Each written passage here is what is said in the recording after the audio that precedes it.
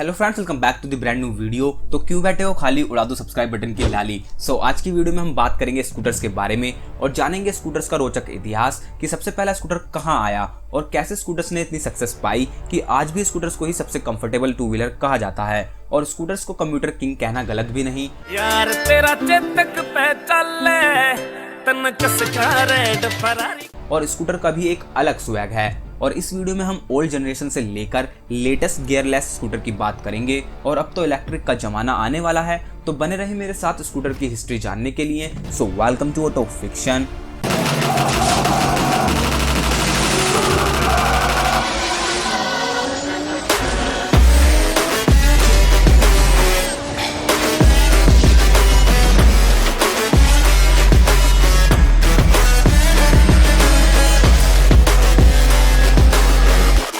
Scooters का काफी बड़ा इतिहास है और काफी बड़ी जर्नी है पूरी दुनिया में। और फर्स्ट स्कूटर 1914 में न्यूयॉर्क के अंदर लॉन्च हुआ था ऑटोपैड नाम से। लेकिन सही मायनों में सबसे पहली बार स्कूटर्स ने रोड्स को सेकेंड वर्ल्ड वॉर में टच करा था। तो सबसे पहला स्कूटर जिसने रोड को हिट करा वो मैन्युफैक्चर्ड और इंट्रोड्यूस यूनाइटेड स्टेट्स में हुआ था और इटली से स्कूटर्स को एक नई जिंदगी मिली जब वर्ल्ड वॉर के दौरान इटली के रोड्स पूरी तरह बर्बाद हो गए थे।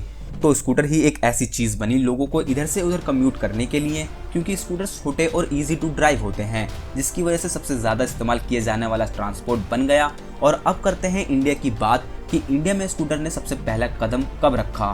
तो 1948 में इंडिया के अंदर सबसे पहली बार स्कूटर्स आए जब बजाज ऑटो ने वेस्पा यानी पियाजियो एक इटालियन कंपनी के स्कूटर्स इंडिया में इंपोर्ट करना शुरू करा। और उसके बाद से तो इंडिया में स्कूटर्स आने का सिलसिला कभी बंद नहीं हुआ। तो इंडिया में स्कूटर्स इंट्रोड्यूस होने के बाद से तो स्कूटर्स इंडियन ऑटोमोबाइल इंडस्ट्री का एक मेजर पार्ट बन गए। और जब सबसे पहले स्कूटर लॉन्च हुए इंडिया में तो रिस्पॉन्स कुछ ज्यादा ही अच्छा था, क्योंकि इंडियन कस्टमर्स पर कोई ऑप्शंस नहीं थे उस टाइम और ना ही ज्यादा वेरिएशंस थी। तो इसलिए स्कूटर की सेल एकदम ऑसम थी उस टाइम पर। और आज का ग्लोबल सिनेरियो अगर देखा जाए तो इंडिया सबसे ऊपर आता है स्कूटर्स की प्रोडक्शन और सेल्स में। और वैसे भी एक एवरेज इंडियन कम्यूटर के लिए टू व्हीलर ही सबसे कन्वीनियंट ऑप्शन है। और अगर प्रोडक्शन की बात करें तो इंडिया सेकंड नंबर पर आता है पूरी दुनिया में चाइना के बाद, और सेल्स में भी सेकंड नंबर पर आता है जापान के बाद। और अगर हम अपने यहाँ यानी इंडिया की ट्रैफिक को अगर माइंड में रखें तो इंडियन सिटीज के लिए सबसे बेहतरीन ऑप्शन स्कूटर्स ही है, इजी टू ड्राइव की वजह से। और इसलिए ही ये ऑब्वियस है कि क्यों India one of the biggest market है स्कूटर्स की पूरी दुनिया में। और स्कूटर्स की प्राइस कम होने की वजह से with compare to bike prices, तो यही स्कूटर्स को एक किफायती डेली कम्यूटर बनाता है लाखों भारतीयों का। तो चलिए चलते हैं एक छोटी सी जर्नी की तरफ, एक ऐसी ऑसम टू व्हीलर फॉर्म की इंडिया के अंदर बिल्कुल शुरुआत से, और जिसमें जानेंगे उसके अप्स एंड डाउन्स भी और अब तक का स्कूटर्स का हाल।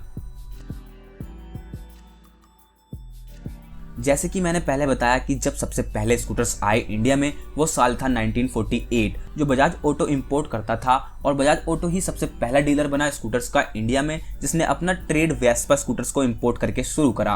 और स्कूटर्स की प्रोडक्शन अपनी कंट्री में इंडिया में अर्ली 50s में शुरू हो गई थी, जब API यानी ऑटोमोबाइल प्रोडक्ट्स ऑफ इंडिया ने स्कूटर्स की मैन्युफैक्चरिंग करना स्टार्ट कर दिया। और फिर 10 साल के अंदर अंदर यानी 1958 में इंडियन रोड्स पर सही नंबर में स्कूटर्स चलने लगे थे। API यानी ऑटोमोबाइल प्रोडक्ट्स ऑफ इंडिया और एनफील्ड दो ऐसी कंपनीज उभर कर आई उस टाइम पर स्कूटर्स मैन्युफैक्चरिंग में। और बजाज ने अपने खुद के स्कूटर्स 1960 में बनाने स्टार्ट करे, लेकिन वो इंडिपेंडेंट मैन्युफैक्चर नहीं थी जैसे दूसरे मैन्युफैक्चरर थे। बजाज ऑटो ने अपनी manufacturing Piaggio Italian scooter manufacturer के साथ कोलैबोरेशन में अपनी प्रोडक्शन स्टार्ट करी थी। और ये जोड़ी सिर्फ 10 साल के अंदर ही अलग अलग हो गई। 1971 तक इन दोनों ने साथ में काम करा। भले ही पियाजियो ने 1984 में फिर से एक Indian company LML Lohia machine limited के साथ हाथ मिला लिया, और इस कोलैबोरेशन में उन्होंने 1993 में रिलीज करा LML सेलेक्ट स्कूटर, जो काफी हिट हुआ। और 1999 तक ये पियाजियो और LML की पार्टनरशिप का भी एंड हो गया।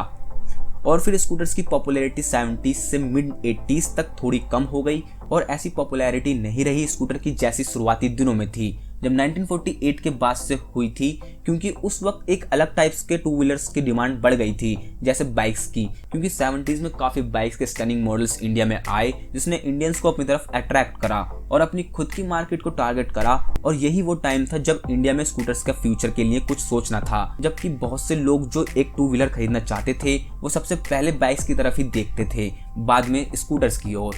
फिर मिड 80s में स्कूटर्स की डिमांड में फिर से एक राइज देखा गया जब टू व्हीलर की इंडियन ऑटोमोबाइल मार्केट ने फॉरेन मैन्युफैक्चरर्स को वेलकम करा इंडिया में आने के लिए। और हाँ जी, ये टाइम एक रेवोल्यूशनरी टाइम था जब न्यू मैन्युफैक्चरर्स ने अपनी न्यू स्मार्ट स्ट्रेटेजीज लगाई पर्टिकुलर मार्केट को टारगेट करने के लिए, ना कि सब लोगों के लिए जो एक 2 व्हीलर खरीदना चाहते थे।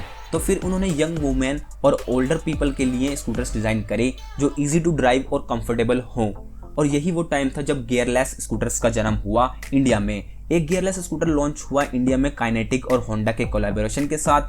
फिर इन दोनों ने मिलकर 1984 में अपनी होंडा NH सीरीज लॉन्च करी स्कूटर्स की, जिसमें 2 स्ट्रोक इंजन्स थे, CVT यानी कंटिन्यूसली वेरिएबल ट्रांसमिशन के साथ, और इलेक्ट्रिक स्टार्ट भी था।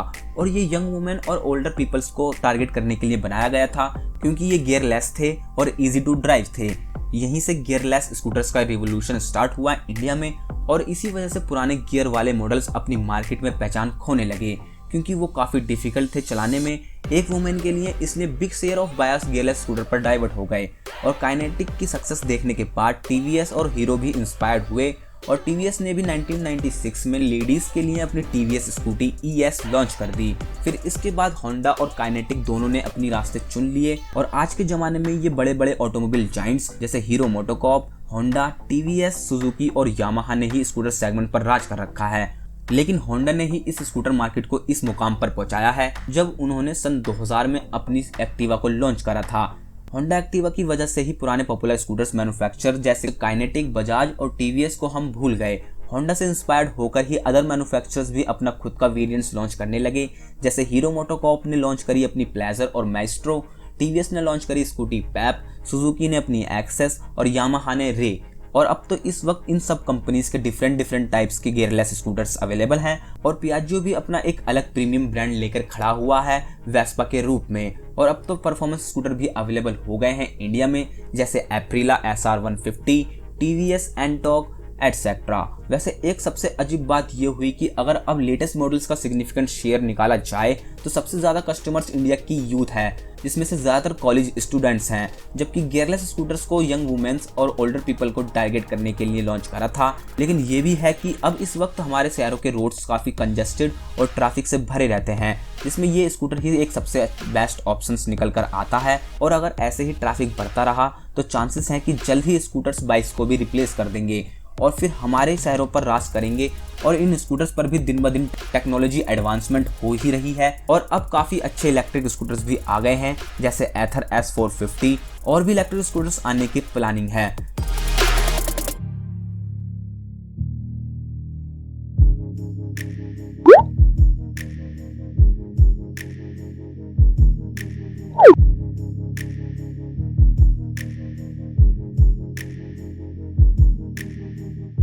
तो यही थी कि एक छोटी सी जर्नी स्कूटर्स की। आशा करता हूँ आपको ये वीडियो अच्छी लगी होगी, तो वीडियो को लाइक कर देना मेरे दोस्तों। और अगर आप चाहते हैं कि मेरा चैनल जल्द ही 100 के सब्सक्राइबर कंप्लीट कर ले तो यार वीडियो को शेयर करें अपने दोस्तों में, और सब्सक्राइब कर लीजिए मेरे चैनल को ऐसी ही अमेजिंग वीडियोस देखने के लिए बेल आइकन के साथ। So thanks for watching. बुलंद भारत की बुलंद तस्वीर, हमारा बजाज,